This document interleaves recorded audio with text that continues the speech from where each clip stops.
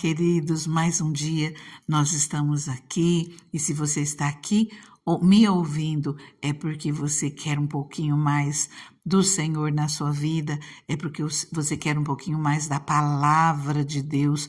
Como é bom nós vermos a palavra de Deus, porque ela fala conosco, ela nos ensina, nos instrui, e eu já convido você a estar refletindo nos ensinamentos de Jesus. Jesus, ele ensinava por parábolas e hoje eu quero estar vendo com você a parábola do joio no livro de Mateus, no Evangelho de Mateus, capítulo 13, versículo 24.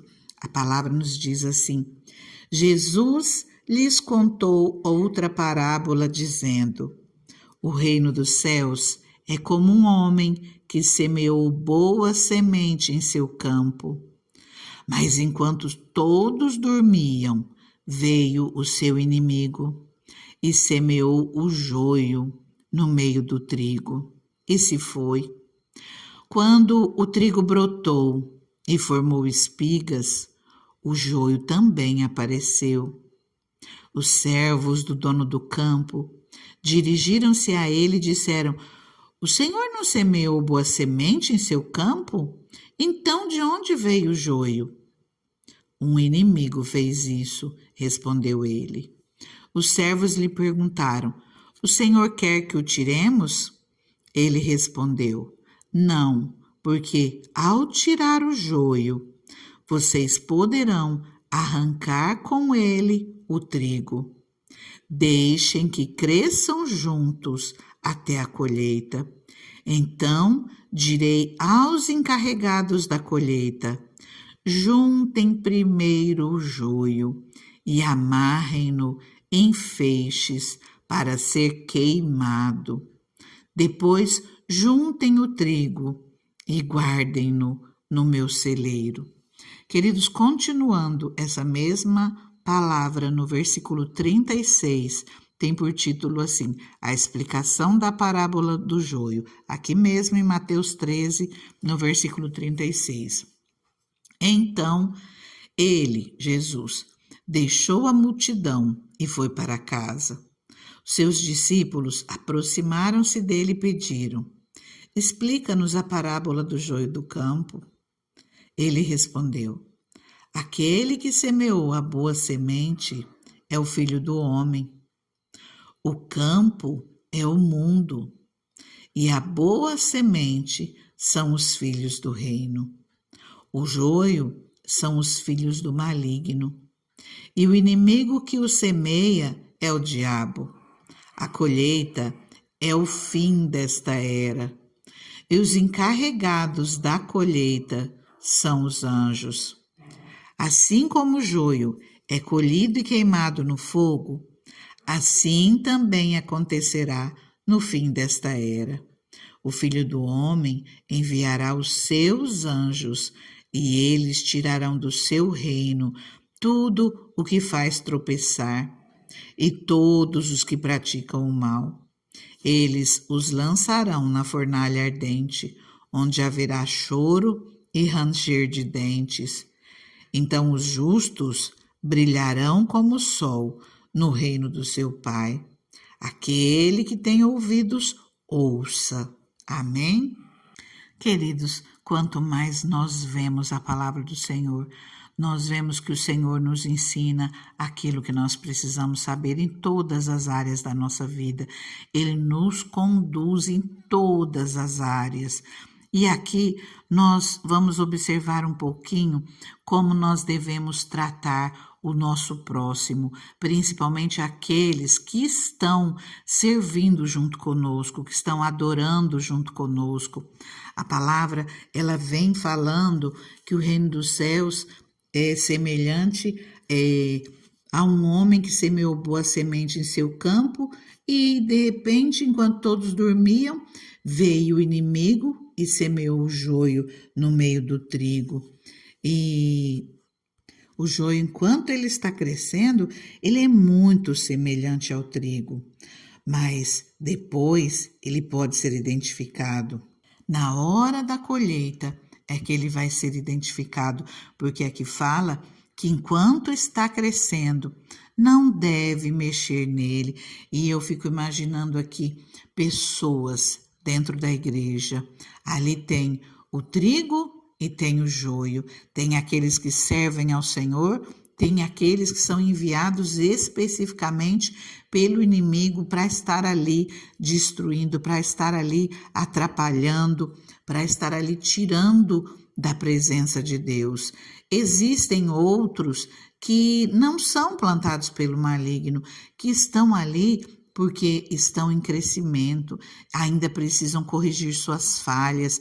O Senhor vai transformar essas vidas, vai abençoar, essas pessoas vão amadurecer, vão crescer, vão se encher de conhecimento, vão se encher do Espírito Santo, e essas pessoas vão dar muito fruto. Lá na frente vão ser pessoas usadas por Deus, abençoadas por Deus.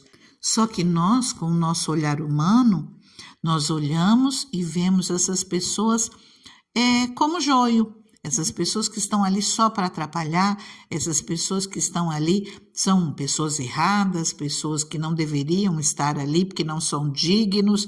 Quer dizer, nós mesmos é que não estaríamos sendo dignos quando nós julgamos o outro, porque nós não conhecemos nada profundamente, nós vemos, nós somos parciais, só Jesus sabe, só Deus sabe aquilo que a pessoa está vivendo, só Deus sabe tudo aquilo que ela passa, do mesmo jeito que os outros olham para nós e também só nos vê parcialmente, às vezes só vê as nossas falhas. Nós muitas vezes achamos que somos perfeitos, que estamos andando de maneira correta, e nós somos falhos, nós somos pecadores, nós erramos com pessoas ao nosso lado e às vezes nós não conseguimos enxergar as nossas falhas, enxergar os nossos erros. Por isso nós precisamos olhar primeiro para nós mesmos, não julgarmos o outro, não condenarmos o outro, não acharmos que nós somos mais santos do que o outro, somos superiores, melhores. Nós não somos nada. Se não fosse o Senhor, nós não seríamos dignos de salvação nenhuma, mas é pela misericórdia, pela bondade de Jesus Cristo que nós somos dignos de algo, porque Ele morreu na cruz por nós. E o Senhor, Ele vem nos advertir através dessa palavra. O joio e o trigo são idênticos. De repente, se nós tirarmos pessoas ou se nós afastarmos de alguma maneira, se nós excluirmos, não tratarmos da melhor maneira, orientarmos, exortarmos, ajudar no crescimento, estender a mão, se nós não fizermos isso, algo que poderia ser maravilhoso no reino de Deus, além do principal daquela pessoa alcançar a própria salvação, poderá ser perdido se nós não fizermos a nossa parte. Que nós possamos estender a mão a todos, sabendo que quem julga é o Senhor, não nós. Até porque Jesus, ele já nos ensina que da mesma medida que nós julgarmos, nós seremos julgados. Na medida que nós medirmos, nós seremos medidos.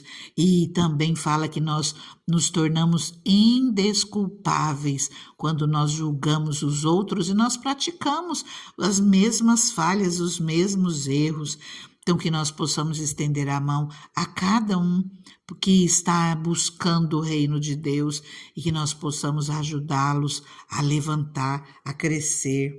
Os servos perguntaram: o Senhor quer que o tiremos? Quer dizer, que tiremos o joio? Ele respondeu: não, porque ao tirar o joio, vocês poderão arrancar com ele o trigo. Deixem que cresçam juntos até a colheita. E ele explica: a colheita é o fim dessa era. Os encarregados da colheita são os anjos. Assim como o joio é colhido e queimado no fogo, assim também acontecerá no fim desta era. O Filho do Homem, Jesus Cristo, enviará os seus anjos e eles tirarão do seu reino tudo que faz tropeçar, todos os que praticam o mal. Eles os lançarão na fornalha ardente, onde haverá choro e ranger de dentes. Então, Os justos brilharão como o sol no reino do seu Pai. Aquele que tem ouvidos, ouça. E eu chamo a atenção para algo mais. De repente, tem alguém perto de você e que faz coisas que você não se agrada e que você fica, mas por que que o Senhor não faz algo com essa pessoa, já que é tão absurdo? Por que que o Senhor não faz algo? Por que que o Senhor não castiga? Por que que o Senhor não mostra? Por que que o Senhor não faz justiça? Queridos, deixa o Senhor trabalhar. Ora para que haja transformação, ora por aqueles que vos maldizem, ora por pessoas que você vê que deveriam estar sendo exemplos e não são, e deixa que o Senhor trabalha. O Senhor, Ele ama essa pessoa da mesma maneira que te ama. O Senhor não ama os atos dessa pessoa, o Senhor não ama o pecado.